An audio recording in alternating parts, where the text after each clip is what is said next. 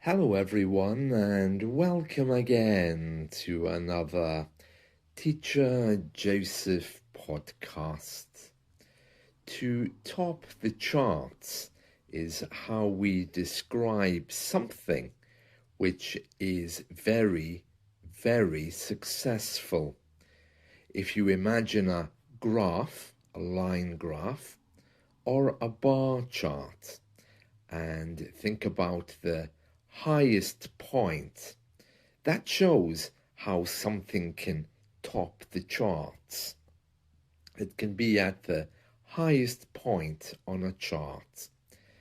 You might know this phrase from music, because for many years we've had music charts, and every week they announce who's at the top of the charts, who's the most successful.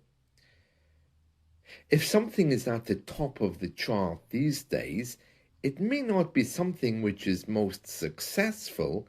It could be something which is the worst. And because of the way the figures are showing, it's still chart topping. Let me give you a few examples just to show what I mean. So there's a story today that says Finland has once again topped the charts as the happiest country in the world. And this story is going on to ask the question, well, why is Britain not like that? In comparing Britain to Finland, they're saying that, well, Finnish people are happy because they spend more time in nature. Well, British people could do that too, but we don't.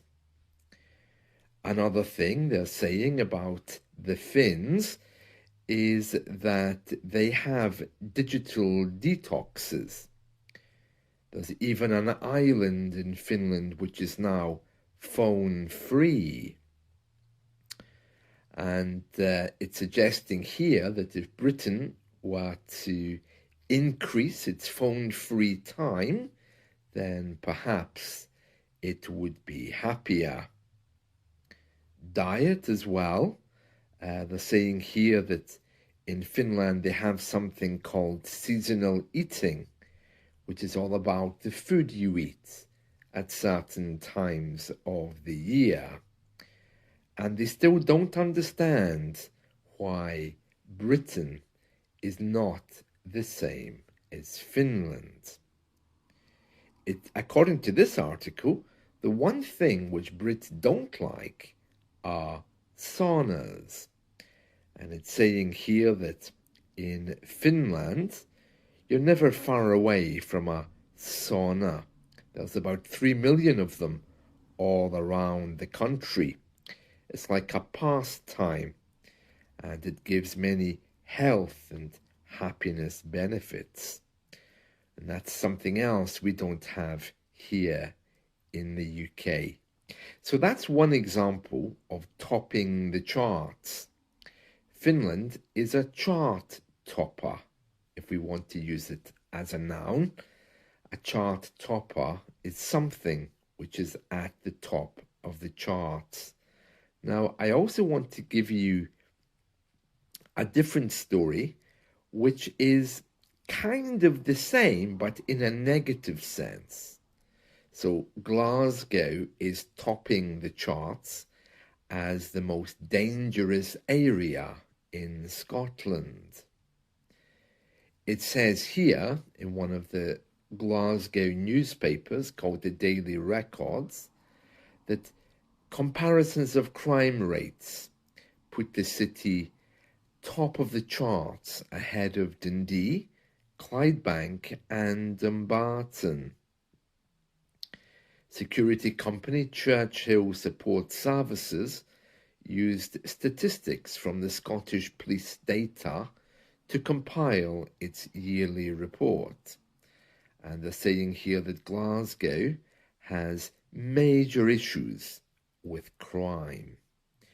Not only with crime, but Glasgow also tops the charts for homeless people.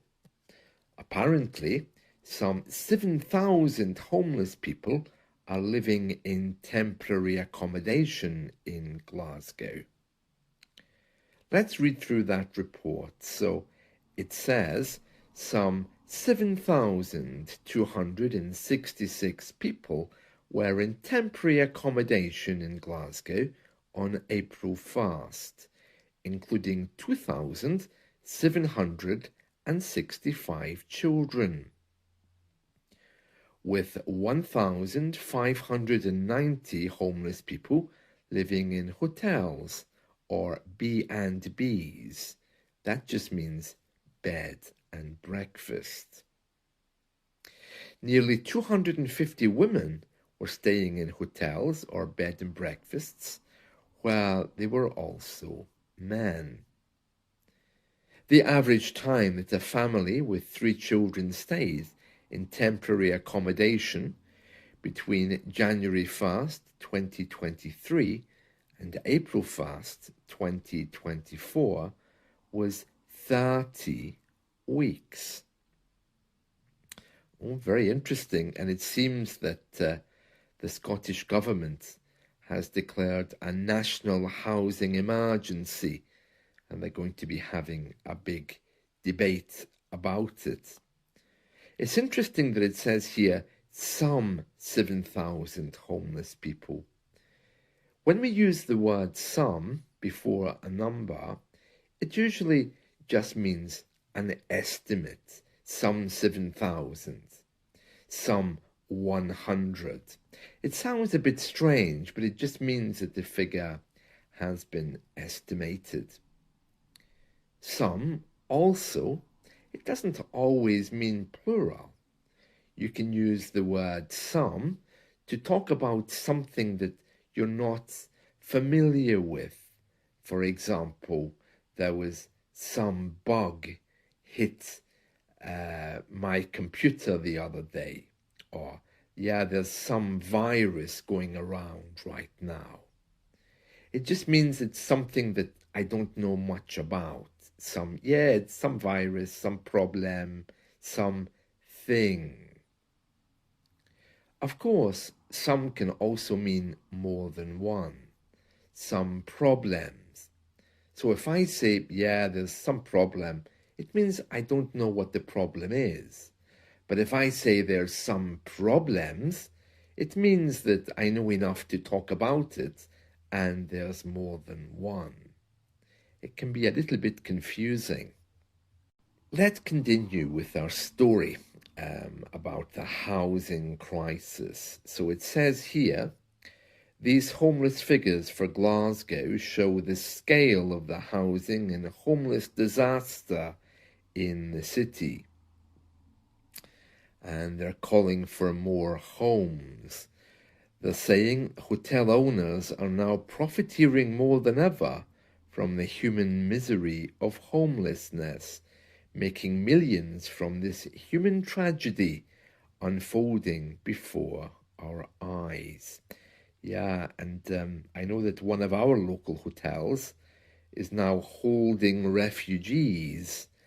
I don't know why that is or what the politics of that are, but I do know that the central government is trying to move people out of these hotels, which is why it developed this Rwanda scheme to try to get more people to go to Africa. But that's very, very controversial. This report says it also revealed 453 individuals reported to Glasgow City Council that they had slept rough between June and December 2023. Between January and April 1st this year, some 219 people reported sleeping rough. A spokeswoman for Glasgow's Health and Social Care Partnership said, demand outstrips availability, which means people are spending longer in emergency and temporary accommodation than any of us would want. Yeah, I do know that's a big deal around here. I'm not sure exactly, though, if they're looking at the problem. I mean, the problem isn't homelessness. The problem, of course, is the fact that Scotland is the drug death capital of Europe, and also that we have more broken families than we had before. So people seem to look to the government, as always, to be our mother. And they're saying, well, I've separated from my wife, or I have an addiction problem, and therefore the government needs to do something with me. And ultimately, you become a statistic on the government's report, and then you become a story in Teacher Joseph's podcast. So, yeah, it's a very deep problem. I don't know how they're going to fix that, but building more houses isn't the answer. I think they should be dealing with a deeper issue as to why people are homeless. It's not just about the shortage of houses. I think it's more about social issues, but I don't know. That's not what the report is tackling. The report is only talking about the numbers. So it's very interesting. So it's topping the charts for homelessness, and Glasgow is also topping the charts as being the crime capital of Scotland as well. I mean, there shouldn't be any surprises there.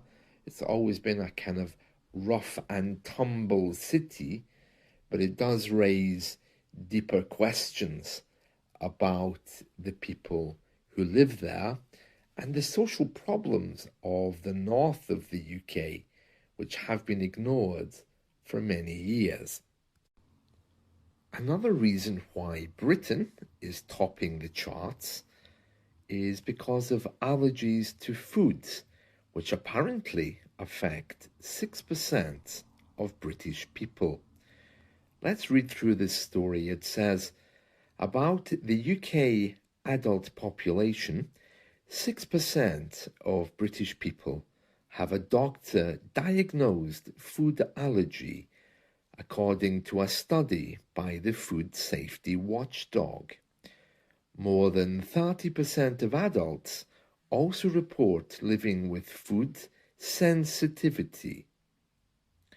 Peanuts, hazelnuts, walnuts, and almonds are the most likely to cause an allergic reaction, it found. Oh, very interesting, very interesting. So yes, it seems many of us have food allergies. Well, that's not very good news. So that's another chart topper. Another chart topper, Jeremy Vine.